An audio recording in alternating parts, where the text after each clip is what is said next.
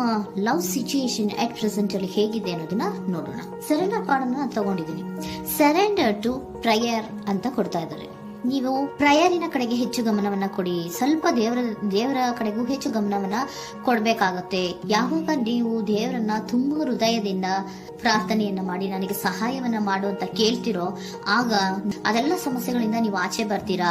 ಮಾಡೋದ್ರಿಂದ, ದೇವರನ್ನ ನೀವು ಧ್ಯಾನ ಮಾಡೋದ್ರಿಂದ ನಿಮ್ಗೆ ಏನ್ ಸಿಗುತ್ತೆ, ಯಾವುದೇ ರೀತಿಯ ಗೊಂದಲಗಳಿಗೆ ಅಥವಾ ಯಾವುದೇ ರೀತಿಯ ಸಮಸ್ಯೆಗಳು ನಿಮ್ಮಲ್ಲಿ ಇದ್ರೂ ನಿಮ್ಮ ಲವ್ ಲೈಫಿನ ವಿಚಾರವಾಗಿ ನಿಮ್ಗೆ ಆನ್ಸರ್ಗಳು ಸಿಗುತ್ತೆ. ಮತ್ತೆ ಸಪೋರ್ಟ್ ಕೂಡ ನಿಮ್ಗೆ ದೇವ್ರ ಕಡೆಯಿಂದ ಸಿಗುತ್ತೆ ಅನ್ನುವಂತಹದ್ದು ನಿಮ್ಗೆ ಹೇಳ್ತಾ ಇದ್ದಾರೆ. ಅಟ್ ಪ್ರೆಸೆಂಟ್ ಅಲ್ಲಿ ಲವ್ ಸಿಚುಯೇಷನ್ ನಿಮ್ಗೆ ಬಾಟಮ್ ಆಫ್ ದ ಟಕ್ ಬಂದಿರುವಂತಹದ್ದು ರೆಫ್ಯೂಸಿಂಗ್ ಆಫರ್. ಯಾವುದೋ ಕೆಲವೊಂದು ನಿಮ್ಮ ಲವ್ ಲೈಫಿನ ವಿಚಾರವಾಗಿ ಆಫರ್ ಗಳನ್ನ ರೆಫ್ಯೂಸ್ ಮಾಡ್ತಾ ಇರುವಂತಹದ್ದು ಅಥವಾ ಮಿಸ್ಡ್ ಆಪರ್ಚುನಿಟಿ ಅನ್ನುವಂತಹದ್ದು ರೆಪ್ರೆಸೆಂಟ್ ಆಗ್ತಾ ಇದೆ. ಯಾಕೋ ನೀವು ಮಿಸ್ ಮಾಡ್ಕೋತಾ ಇದ್ದೀರಾ ಕೆಲವೊಂದು ಆಫರ್ಸ್ ಗಳನ್ನ ಅನ್ನುವಂಥದ್ದು ರೆಪ್ರೆಸೆಂಟ್ ಆಗ್ತಾ ಇದೆ. ಏನೋ ಒಂದು ರೀತಿಯ ಧ್ಯಾನ ಮಾಡ್ತಾ ಇರುವಂತದ್ದು, ಚಿಂತೆಯನ್ನ ಮಾಡ್ತಾ ಇರುವಂತದ್ದು ರೆಪ್ರೆಸೆಂಟ್ ಆಗ್ತದೆ. ಪಾಸ್ಟಿನಲ್ಲಿ ನಿಮ್ಮ ಲವ್ ಲೈಫಿನ ವಿಚಾರವಾಗಿ ಒಂದು ನ್ಯೂ ಐಡಿಯಾ ಇತ್ತು, ಏನೋ ಒಂದು ರೀತಿಯ ಹೊಸ ಐಡಿಯಾಗಳನ್ನ ಮಾಡ್ಕೊಂಡಿದ್ರಿ. ಲವ್ ಲೈಫಿನ ವಿಚಾರವಾಗಿ ನಿಮ್ಮ ಆಪರ್ಚುನಿಟಿ ಕೂಡ ಚೆನ್ನಾಗಿಯೇ ಇತ್ತು. ಆದ್ರೆ ನಿಮ್ಮ ಲವ್ ಲೈಫಿನ ವಿಚಾರದಲ್ಲಿ ಕಿಂಗ್ ಆಫ್ ಸೋರ್ಸ್, ನೀವೇನನ್ನ ನಿಮ್ಮ ಲವ್ ಲೈಫಿನ ವಿಚಾರವಾಗಿ ಏನನ್ನ ಎಕ್ಸ್ಪೆಕ್ಟ್ ಮಾಡಿದೀರಾ ಪಾಸ್ಟಿನಲ್ಲಿ ಅಂದ್ರೆ, ಲವ್ ಲೈಫಿನಲ್ಲಿ ಒಂದು ಕ್ಲಿಯರ್ ಇರಬೇಕು, ಕ್ಲಾರಿಟಿ ಇರಬೇಕು. ಮತ್ತೆ ಯಾವುದೇ ವಿಚಾರ ಕೂಡ ನಿಮ್ಮ ಲವ್ ಲೈಫಿನ ವಿಚಾರದಲ್ಲಿ ಮುಚ್ಚುಮರೆ ಅನ್ನೋದು ಇರಬಾರ್ದು. ಸ್ಪಷ್ಟವಾಗಿರ್ಬೇಕು, ಸ್ಪಷ್ಟವಾಗಿ ಹೇಳ್ಬೇಕು. ಏನ್ ಹೇಳ್ಬೇಕೋ ಅದು ಸ್ಪಷ್ಟವಾಗಿ ಹೇಳ್ಬೇಕು ಅನ್ನುವಂತಹದ್ದು ಎಕ್ಸ್ಪೆಕ್ಟ್ ಮಾಡುವಂತಹದ್ದು ಪ್ರೀತಿಯ ವಿಚಾರದಲ್ಲಿ. ಮತ್ತೆ ಕ್ಲಿಯರ್ ಆಗಿರ್ಬೇಕು. ಏನು ಅಂದ್ರೆ ನಿಮ್ಮ ಲವ್ ಲೈಫಿನಲ್ಲಿ ಒಂದು ಸ್ಟ್ರಾಂಗ್ ಆಗಿರ್ಬೇಕು, ಸ್ಟ್ರಾಂಗ್ ಬಾಂಡೇಜ್ ಇರಬೇಕು.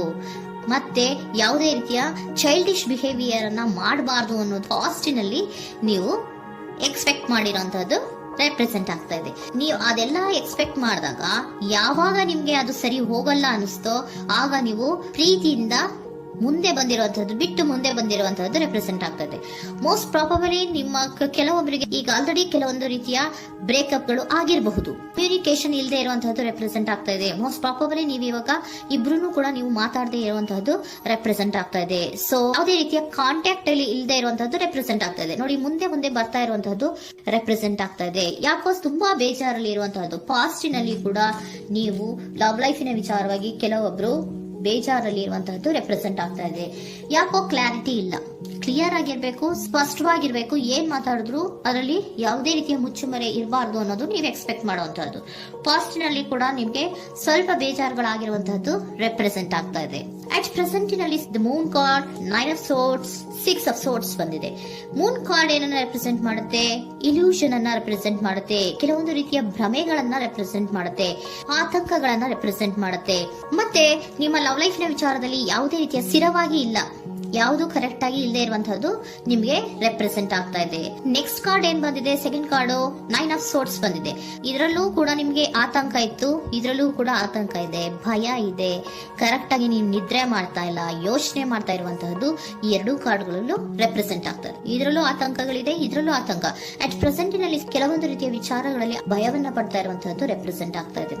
6 ಆಫ್ ಸೋರ್ಟ್ಸ್ ಕೂಡ ಏನಾಗ್ತಾ ಇದೆ? ಮೂವಿಂಗ್ ಆನ್, ಮುಂದೆ ಹೋಗ್ತಾ ಇರುವಂತಹದ್ದು. ಬೇಜಾರಿಂದ ನೀವು ಮುಂದೆ ಹೋಗ್ತಾ ಇರುವಂತಹದ್ದು ರೆಪ್ರೆಸೆಂಟ್ ಆಗ್ತಾ ಇದೆ. ಅಟ್ ಪ್ರೆಸೆಂಟಿನಲ್ಲಿ ಯಾವುದೇ ರೀತಿಯ ಸಮಾಧಾನದಿಂದ ಇದ್ದಿರುವಂತಹದ್ದು ಈ ರೀಡಿಂಗ್ ಗಳಲ್ಲಿ ಕಾಣಿಸ್ತಾ ಇಲ್ಲ. ಓಕೆನಾ? Take it resonate. ನಿಮ್ಗೆ ರೆಸೋನೇಟ್ ಆದ್ರೆ ಮಾತ್ರ ತಗೊಳ್ಳಿ. ನೆಕ್ಸ್ಟ್ ಕಾರ್ಡ್ ಇಮಿಡಿಯೇಟ್ ಫ್ಯೂಚರ್ ನ ಬಗ್ಗೆ ನೋಡೋದಾದ್ರೆ ನೈಟ್ ಆಫ್ ಸೋರ್ಟ್ಸ್ ಬಂದಿದೆ.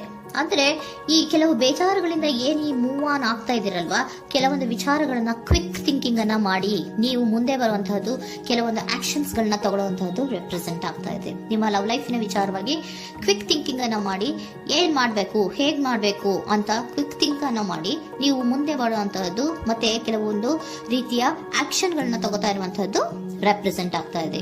ಕ್ವೀನ್ ಆಫ್ ಕಪ್ ಏನನ್ನ ರೆಪ್ರೆಸೆಂಟ್ ಮಾಡುತ್ತೆ? ಬಹಳ ಕೇರಿಂಗ್ ಅನ್ನ ರೆಪ್ರೆಸೆಂಟ್ ಮಾಡುತ್ತೆ. ಏನಿರ್ಬೇಕು ಲವ್ ಲೈಫಿನ ವಿಚಾರದಲ್ಲಿ? ನೋಡಿ, ನೀವು ನೋಡ್ತಾ ಇರೋದು ಹೇಗ್ ನೋಡ್ತಾ ಇದ್ದೀರಾ? ನಿಮ್ಮ ಲವ್ ಲೈಫಿನ ವಿಚಾರದಲ್ಲಿ ಏನಿರ್ಬೇಕು ಅಂತ ಎಕ್ಸ್ಪೆಕ್ಟ್ ಮಾಡ್ತೀರಾ? ಸ್ವಲ್ಪ ಸ್ಟೇಬಲ್ ಆಗಿರ್ಬೇಕು, ಬಹಳ ಕೇರಿಂಗ್ ಇರ್ಬೇಕು, ಎಮೋಷನಲ್ ಇರ್ಬೇಕು ಅದರಲ್ಲಿ ಅನ್ನುವಂಥದ್ದು ನೀವು ಎಕ್ಸ್ಪೆಕ್ಟ್ ಮಾಡುವಂಥದ್ದು. ಈ ನಿಯರ್ ಫ್ಯೂಚರ್ ನಲ್ಲಿ ನೀವು ಆ ರೀತಿ ಎಕ್ಸ್ಪೆಕ್ಟ್ ಮಾಡುವಂತಹದ್ದು. ನೆಕ್ಸ್ಟ್ ಕಾರ್ಡ್ ಬಂದಿರುವಂತಹದ್ದು ಏರೋಫೆಂಟ್ ಕಾರ್ಡ್ ಬಂದಿದೆ. ಏರೋಫೆಂಟ್ ಕಾರ್ಡ್ ಏನನ್ನ ರೆಪ್ರೆಸೆಂಟ್ ಮಾಡುತ್ತೆ? ಕೆಲವೊಂದು ವಿಚಾರಗಳ ಬಗ್ಗೆ ತಿಳ್ಕೊತಾ ಇರುವಂತಹದ್ದು. ಏನೋ ಕೆಲವು ವಿಚಾರಗಳ ಬಗ್ಗೆ, ನಿಮ್ಮ ಲವ್ ಲೈಫಿನ ವಿಚಾರಗಳ ಬಗ್ಗೆ ತಿಳ್ಕೊತಾ ಇದ್ದೀರಾ. ಏನಾಗಿದೆ, ಹೇಗಾಗಿದೆ, ಸ್ವಲ್ಪ ಆಕ್ಷನ್ಸ್ ಅನ್ನ ತಗೋಬೇಕು ಅಂದ್ರೆ ನಾನು ಸ್ವಲ್ಪ ಕೇರ್ ಅನ್ನ ಮಾಡಬೇಕು, ಸ್ಟೇಬಲ್ ಆಗಿರ್ಬೇಕು ಅಂದ್ರೆ ಸ್ವಲ್ಪ ನಾನು ಕೇರ್ ಅನ್ನ ಮಾಡಬೇಕು, ಆಕ್ಷನ್ ನ ತಗೋಬೇಕು ಅನ್ನುವಂತಹ ನಿರ್ಧಾರಗಳನ್ನ ನೀವು ಮಾಡ್ತಾ ಇರುವಂತದ್ದು ರೆಪ್ರೆಸೆಂಟ್ ಆಗ್ತಾ ಇದೆ. ಹಾಗಿದ್ರೆ ಏಂಜಲ್ ಗೈಡೆನ್ಸ್ ಏನ್ ಕೊಡ್ತಾರೆ? Are you ready? ನೀನು ರೆಡಿಯಾಗಿದ್ದೀರಾ ನೀವು ಅಂತ ಕೇಳ್ತಾ ಇದ್ದಾರೆ ಏಂಜಲ್ಸ್ಗಳು. ಅಂದ್ರೆ ಏನು, ನೀನ್ ಇಲ್ಲೇ ಕುತ್ಕೊಂಡು ಅಳ್ಕೊಂಡು ಬೇಜಾರ್ ಮಾಡ್ಕೊಂಡು ಕುತ್ಕೊಳ್ಳೋದು ಬೇಡ, ಸ್ವಲ್ಪ ನೀನು ಮುಂದೆ ಮೂವ್ ಆಗು. ಅಲ್ಲಿರೋದ್ರಿಂದ ಏನು ಪ್ರಯೋಜನ ಇಲ್ಲ. Are you ready? ನೀವು ರೆಡಿ ಆಗಿದ್ದೀರಾ? Within the next few weeks, ಕೆಲವೊಂದು ವೀಕ್ಗಳಲ್ಲಿ, ಕೆಲವೊಂದು ವಾರಗಳಲ್ಲಿ ನೀವು ಏನಾಗ್ತೀರಾ? ಅಬಂಡೆನ್ಸ್, ಸಾಮರಸ್ಯ ಅನ್ನೋದು ಇರತ್ತೆ. ಇಂಪ್ರೂವಿಂಗ್ ಹೆಲ್ತ್ ಅಂದ್ರೆ ಏನು, ನೀವು ಯೋಚನೆ ಮಾಡಿ ಮಾಡಿ ಮಾಡಿ ಏನ್ ನೀವು ಈ ಆರೋಗ್ಯವನ್ನ ಹಾಳು ಮಾಡ್ಕೊಂತ ಇದ್ದೀರಾ. ಸೊ ಇಂಪ್ರೂವಿಂಗ್ ಹೆಲ್ತಿನ ಕಡೆಗೆ ಗಮನವನ್ನ ಕೊಡಿ. ಆತಂಕವನ್ನ ಮಾಡ್ಕೊಂಡು ಭಯವನ್ನ ಪಡ್ಕೊಂಡು ಮುಂದೆ ಹೋಗ್ಬೇಕಲ್ಲ ಅಂತ ನೀವು ದಿನ ಹೆಂಗೆ ಕಾಲವನ್ನ ಮುಂದೆ ಹಾಕ್ತಾ ಇದ್ದೀರೋ ಅದಕ್ಕೆ ಏನ್ ಹೇಳ್ತಾ ಇದ್ದಾರೆ? Are you ready? ಮುಂದೆ ಬರೋದಕ್ಕೆ ನೀನ್ ರೆಡಿ ಆಗು. ನೀವ್ ಅಲ್ಲೇ ಕೂತಿರೋದ್ರಿಂದ ಯಾವುದೇ ರೀತಿಯ ಪ್ರಯೋಜನ ಇಲ್ಲ. ಸ್ವಲ್ಪ ನಿಮ್ಮ ಹೆಲ್ತಿನ ಕಡೆಗೆ ಗಮನವನ್ನ ಕೊಡಿ. ಸಮೃದ್ಧಿ ಅನ್ನೋದು ಬಂದೇ ಬರುತ್ತೆ, ಸಾಮರಸ್ಯ ಅನ್ನೋದು ಇದ್ದೇ ಇರುತ್ತೆ ಅನ್ನೋದು ಹೇಳ್ತಾ ಇದ್ದಾರೆ.